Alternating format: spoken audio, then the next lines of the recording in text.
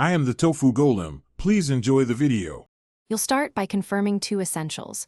Your iPhone is updated and iCloud backup is on, so entries sync across devices. Once done, pick the app. Apple Notes is fastest. Day 1 offers templates.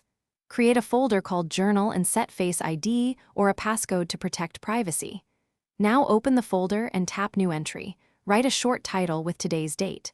Make sure to add a quick tag or emoji to categorize the entry immediately. Next, structure each entry so it's useful later. Start with a quick template, mood, 3 wins, and 1 action for tomorrow, because templates make journaling consistent.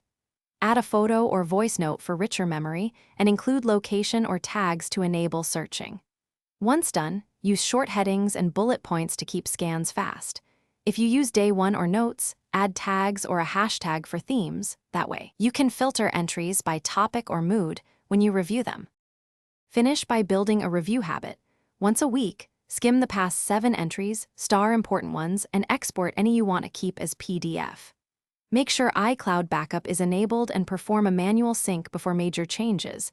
That prevents data loss.